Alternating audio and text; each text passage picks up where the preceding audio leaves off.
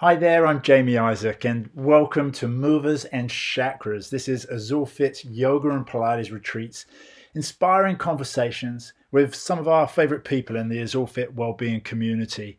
So today, this conversation is with our retreat yogis, Charlotte Mulvany and Lindsey Todd, and we're looking at ways they talk about practical ways on how to make your practice in your daily life happen, as well as answering that formidable question: do yogis have superpowers? So I hope you enjoy this. If you do, please be sure to subscribe, like, and share, and we'll see you back here for more conversations. But today it's going to be a lot of fun. We often see our teachers perhaps on photos or maybe in videos, and some people are lucky enough to go see them in person at the retreat.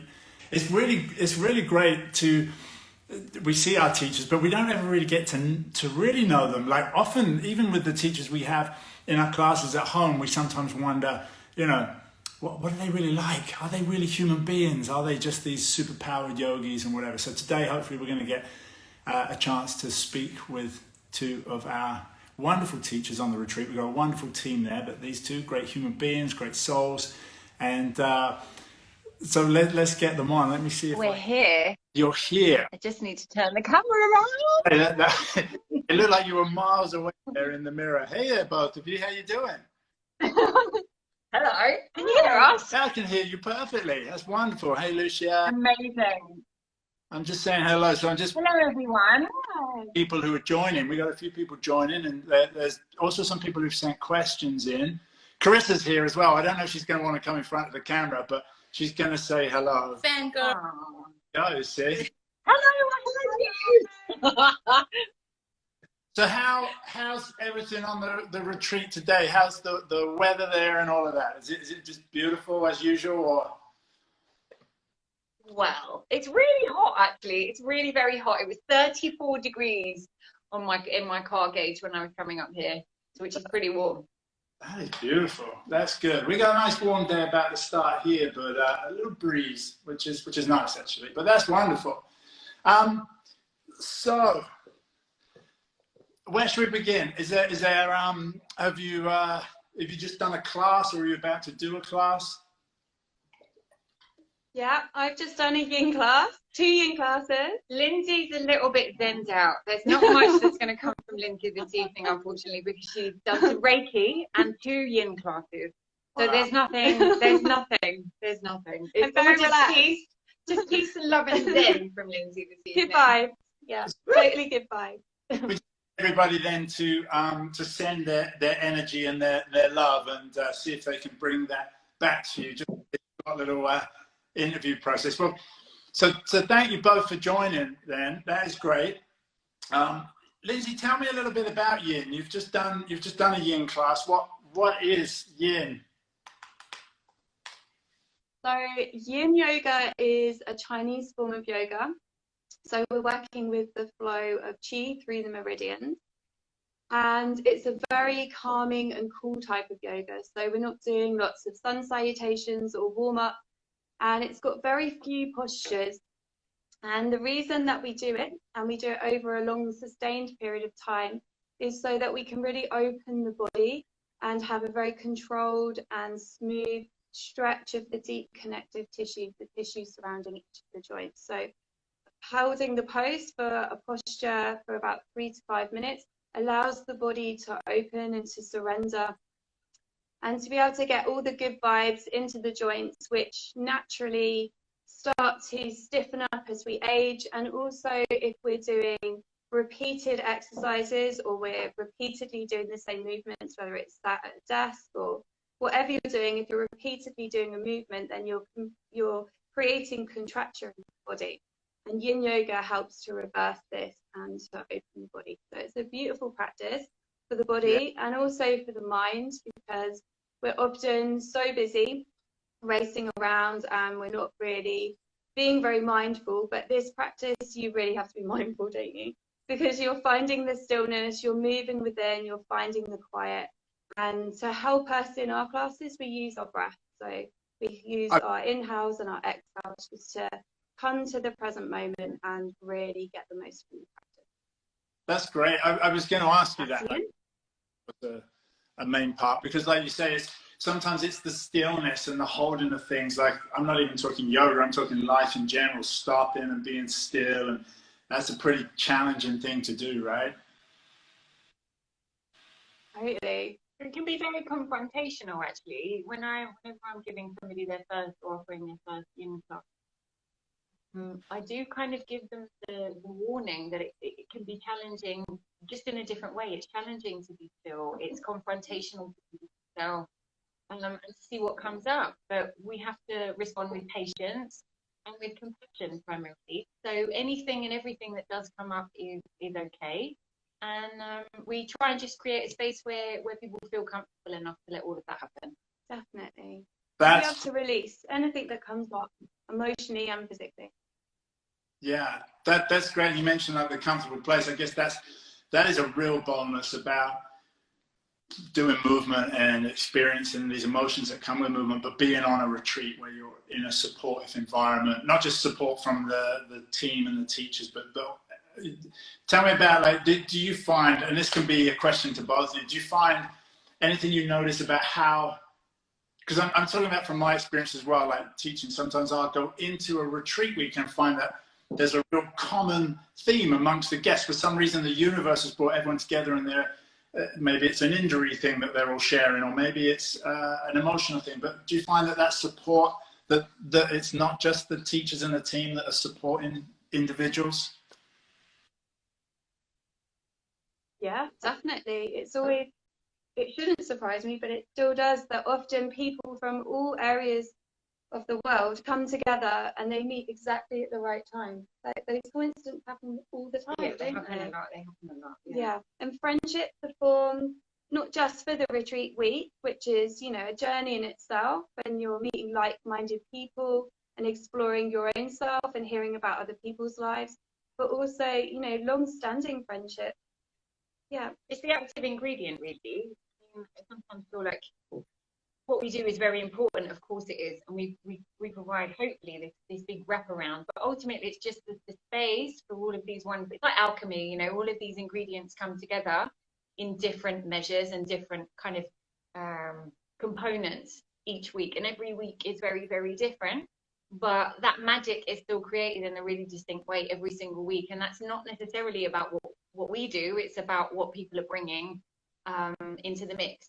And something amazing is created every single time. So we are but, the hosts of this. Yeah, but the host. And I love seeing when we meet people on Sunday and they set their intentions for the week. And then I love seeing that progression as their friendships develop and people feel more confident in their bodies and in their minds towards the end of Friday when we do our farewell session. It's such a shift, isn't it? Yeah. With all of the love put in, all of the lessons and the massage and the good food and the good company and the laughter, it all comes together. Yeah, that's fantastic. And then I'll add to that, because it's happening right now, which I'm going to wave to everybody who's watching this, whether you're watching it live with us or coming to this later. It's about that as well, isn't it? That connection that happens in the retreat.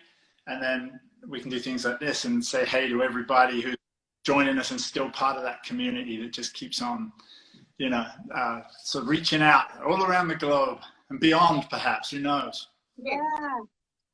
We love that. We love the love. And it's so much easier now. I mean, actually, when I first started working with you, Jamie, I think probably one of the first words, or within the first minute, you definitely would have said community to me. That was absolutely your ambition. And, it's one of the things that's really just stands out to me about working on a retreat, actually, and working for Azulfit, because it comes down to people, and it comes down to people coming together and making connections. And actually, over and above that, there's not really much more than that. And I think we've all learned in the last couple of years, in particular, how important it is to just make connections, facilitate them in ways like this. So thank you for setting this up and for bringing us all together. Yeah. So I'll ask you some questions. I'll direct this one to Lindsey, because we get it in, because if she is exhausted from all that teaching today, we'll get her before she But what would you say is the one thing that you love the most about teaching yoga? And that could be general or in a retreat environment. It doesn't have to be. It could be either one. So what would you say is the one thing that you love the most? Come on, Lindsay, only you can answer. You better give a good answer. Not interested in my answer. You're I would say that the overall thing that I absolutely love about teaching yoga is helping people to feel more at home in their body. Wow. And that can be through any part of yoga. And yoga meets everyone wherever they are on any day. And even if you're just rolling out your mat and you're sitting there for 5 minutes, anything you need from yoga, it will meet you, Lindsey. So feeling at home in your body, however I need to facilitate that for someone, that's the thing I love most about it. That's great. No, that is good. It does, it's good to feel. I don't know if I can top that. And what about you, Charlotte? Do I have to top it, Jamie? Do you want to know from me now? Oh, wow. I mean, you don't have to answer anything. You can just drink the tea. That's also. No, I'm very happy to. I think it's probably very similar to what Lindsay's saying, so hopefully not too repetitive. What I've always loved about yoga is that it has such depth. So I kind of liken it to an iceberg, like you can come at it from any point on the iceberg. And so much of it is actually quite hidden, because what we understand to be yoga in the West now is very asana focused, it's very practice focused, it's very attainment and goal focused, and actually yoga just has so much depth. So of course it can meet any of us wherever we are, because it has all of these different components. And what's really lovely about teaching it is just the surprise of being able to give somebody, the hint that there's so much more available, and to see them or to set them on a path to discovering loads more about themselves and how they relate to people, their body, their practice, their life. So to me, it's just, it's a huge part of my life, and I'm very blessed to be able to offer that. And I guess that's what I would say. Good, that's great answers. I think you're right. It's like it's still very much like saying you get comfortable. It helps you sort of be comfortable with your state where you are, your body, mind, all that. It helps you progress through life in that way. But also, like you say, it can go as deep as you want to go. So it's everything to everybody, right? If you approach it in the right way. With that in mind, though, right? So here's a question, and this came from Ruth. So I promised her I'd try and get this in, so I'll get it in early. You're both busy teaching. You're both busy sharing this thing that you're both passionate about. How do you make time and space for your own practice? Like, how does that happen as a teacher? I get up very early, very early. What about you? You've got kids. Yeah, I start my day every day with a kneeling sun salutation. And if I've got time for anything else, I add it in then. And if I don't, I come to my practice a bit later, and I take it when I can get it. Yeah, take it. Okay, I'm probably a little bit more. I have always been very regimented with myself. So it has to fit in. My day has to start with meditation of 20 minutes. And at least a half an hour of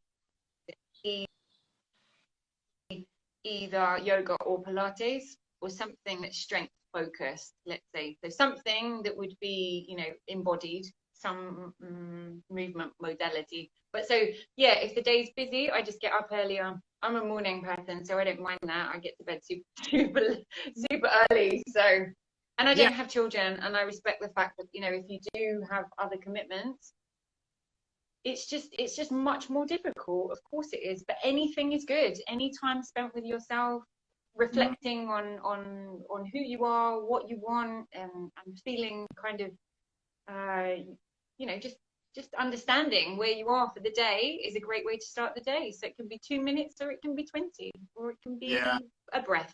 Yeah, you're right. And that's what I was going to say, because, I mean, when you have got children or any other demands in life, then it's easy to think that a practice has to be an hour or an hour and a half or 2 hours or something. It doesn't. You can bring in moments of yoga practice within the day. So I always do gratitude journal, a meditation before bed, those small things. And when I'm doing my sun salutation in the morning, it's just a short one. It's 10-15 minutes, and it's what I do every day. But it gives me enough time to be available for the children, and then I can always come back to practice. It doesn't close the door in the practice. Yeah. Just on that point, do your kids join you? Do you ever get the whole family involved? I mean, yeah. Yeah, they do. And my daughter teaches everyone in the playground. I love it. Yeah. In English or Spanish? Both. Bilingual, no less. Probably a bit of Sanskrit as well. Yeah, of course. Yeah. Three language, trilingual. Yeah, that's great. And then do the other kids go along with that, or is it kind of like, yeah, because yoga Oh, is yeah, they love it. They totally love it. Yeah. again. The new generation of Azulfit coming through. Start them early. They're already booked in 2028. It's fantastic.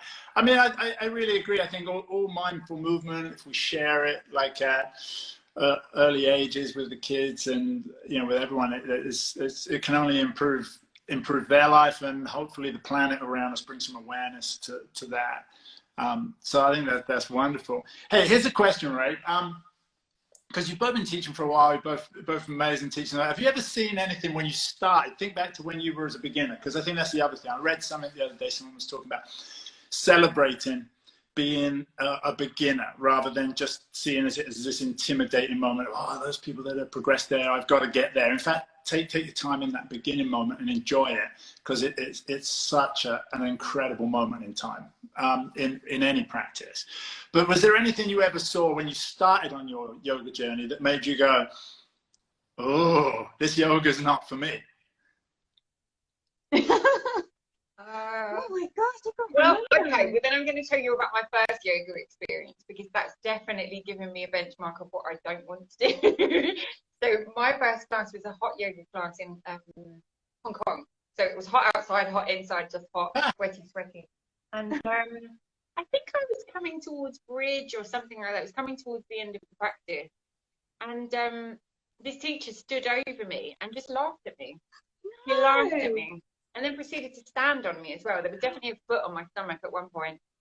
No. And I mean, that didn't put me off somehow. But yeah, so that was my very, very first experience with yoga. And yeah, it's given me a nice a reminder, let's say, of how I don't want things to be. So I'm very clear about you know, the beginner's mind. There's lots of possibilities. Yeah. And when we get very fixed and rigid about what things are and what they aren't, well, we're not open anymore. So I'm a big proponent of keeping things quite simple.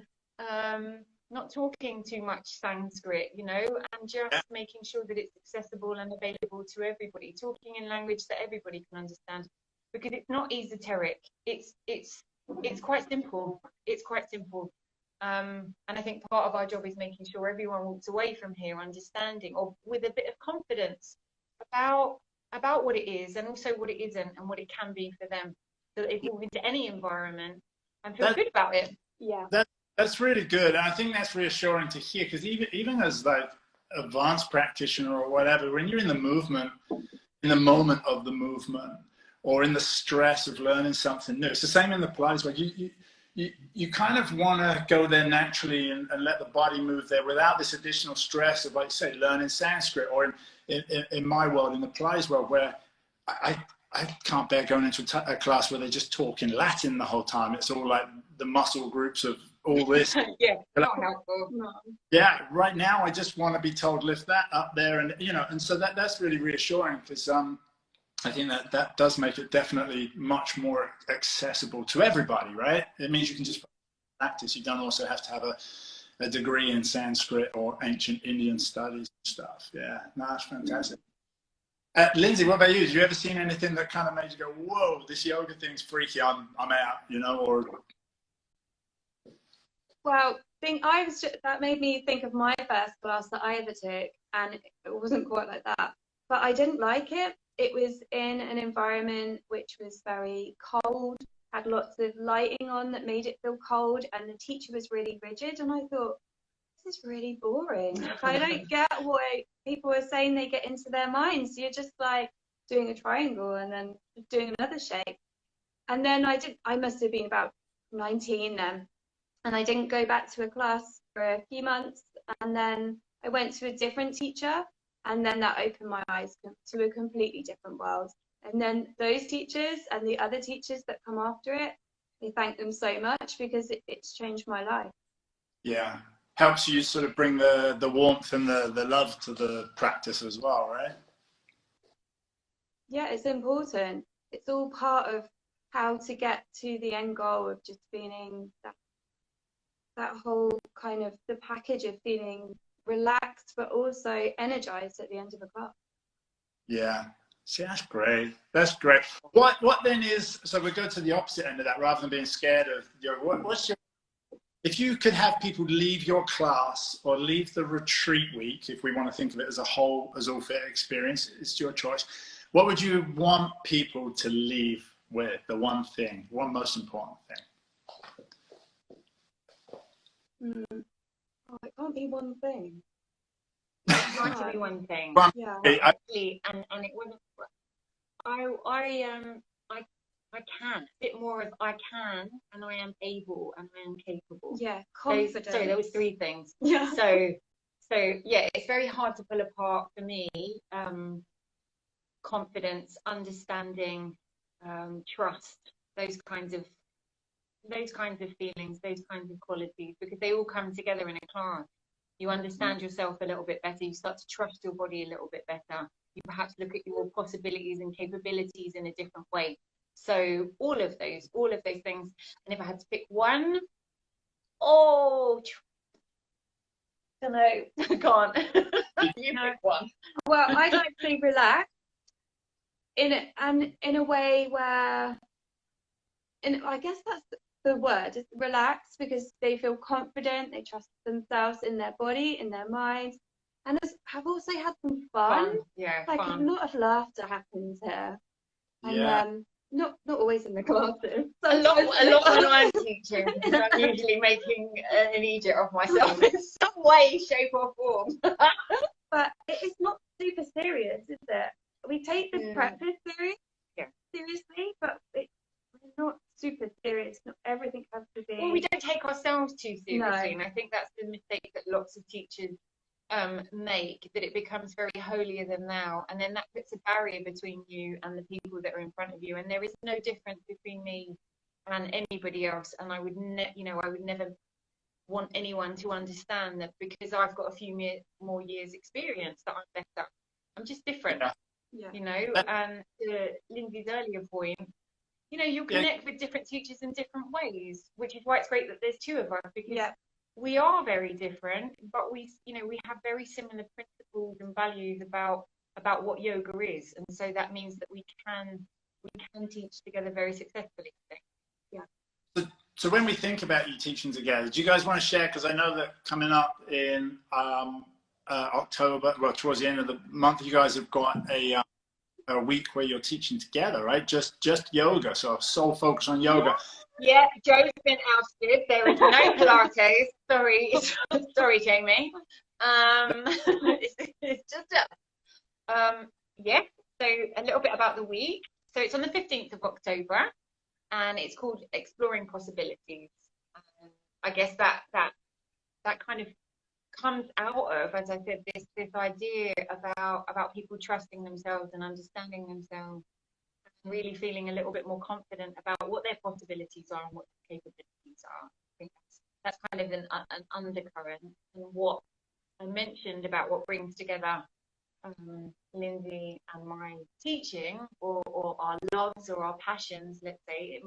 There's lots of things, but one of the things we wanted to integrate was being out in nature, didn't we? Yeah, and just exploring a bit more of this wonderful island. So there's going to be a bit of that thrown in there too. Exploration. Yeah, and depth, you know, like I mentioned, this kind of analogy of an iceberg. We're going to go quite deep with some of the practices. So we're going to be exploring lots of meditation, intentionality, finding real purpose and drive and potential. through the practice. So the practice is like the medium, the thing that brings it all together. But lots of nature, lots of sharing, lots of reflection, lots of practice, Yeah, and lots of fun. totally. So chance to really immerse in yoga, but at the same time, you know, supported. So you got the two great teachers. So you got two different sort of styles merging, and then just a group with you supporting you through that.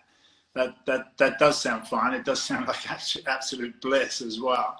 And you mentioned going out on the island. What would you say is a place, if you could practice yoga, for example, outside of the retreat? Where would you go on the island to practice that? People love the beach, don't they? Yeah, they do. I love the mountain. I like going. Yeah.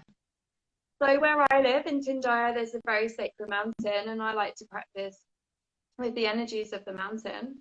But the beach is amazing. You have to be careful of the wind here, obviously. Yeah. You have to find a nice little protected spot. I like practicing outside. I like practicing inside. So, Yeah. Oh, and the sunrises and the sunsets here are amazing. So if you have time to practice on sunrise or sunset, it's perfect, isn't it? yeah, like I'm very lucky here. Yeah. That's cool. So are you going to will the group be going to the beach or the mountains during your week? Yeah. I'd like to think so. Yes, so we're planning a couple of things to get off the retreat. So lots of time spent in the studio and on the deck upstairs, but then also we're going to take people out for some walks, maybe some sunset, evening walk, and then, yeah, lovely beach practice to finish. Wow, that sounds great. A good way to end it up with the energy on the beach and all together, celebrating the island and the movement all together. All right, so I figure that because we're going to have to round this up at some point, I didn't want it to run on too long.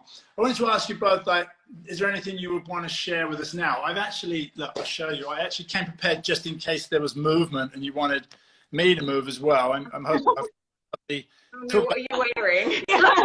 What's below the ocean mat, which is beautiful, the wave mat, and, you know. So I'm all set, like whatever, or we can chat. Did you have share like a practice or an asana or a breath or anything?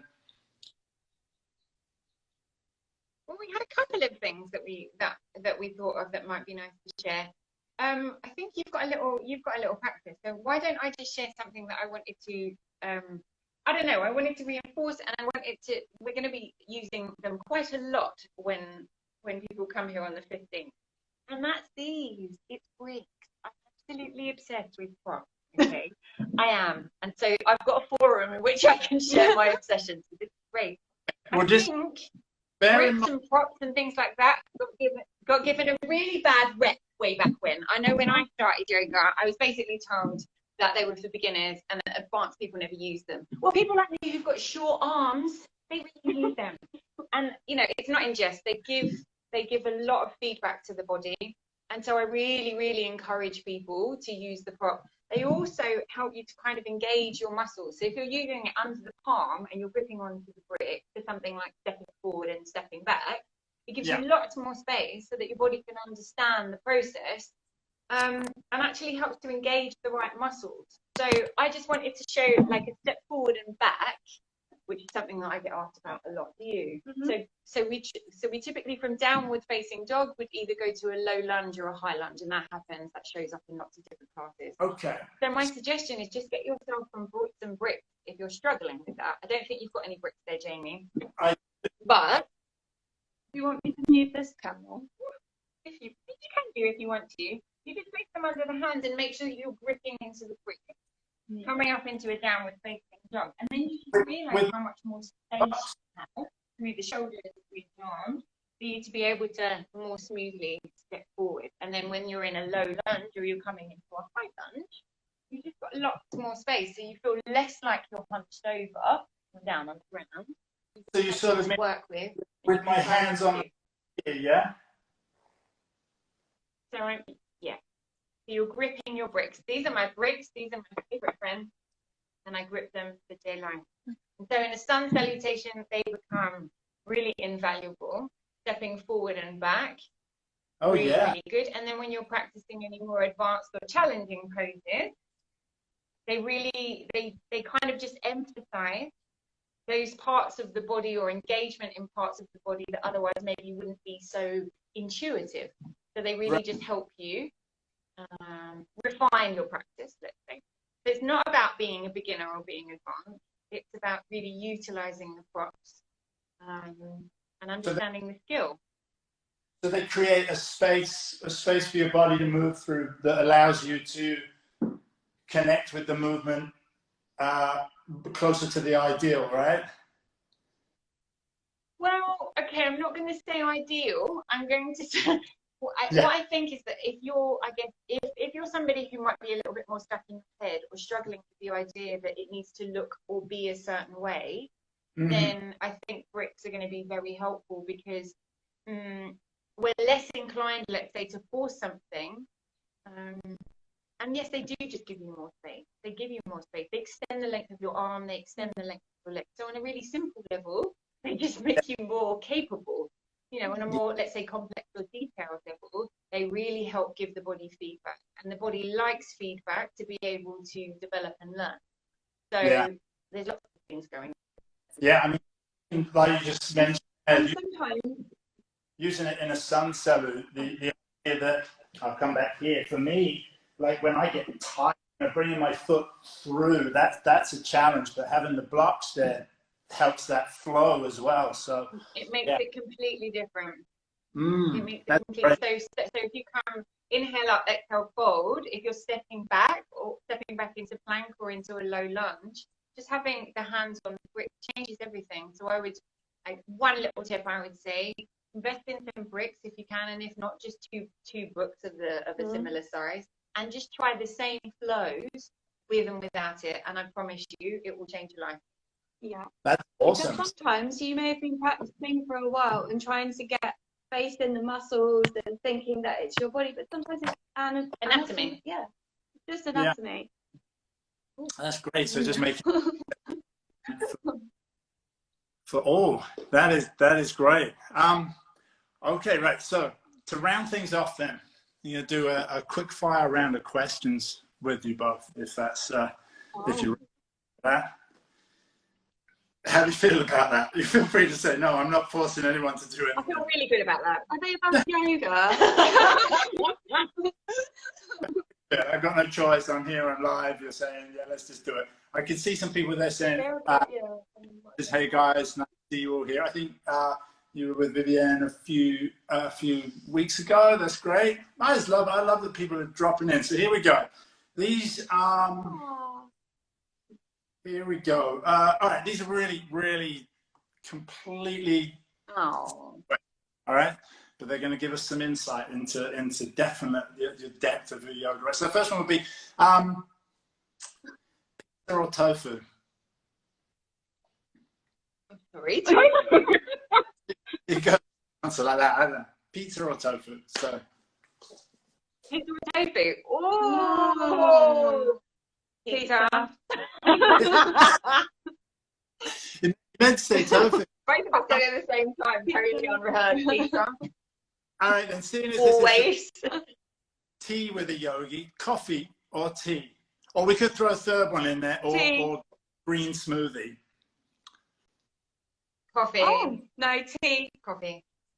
All day long. You see, that's the beauty of it right there. Come into a retreat week with you both teaching. You get the teacher who likes coffee. You get the teacher who likes tea. That's perfect, right? Yeah, you've got optimal yogi. Sorry. All right. Swim or run?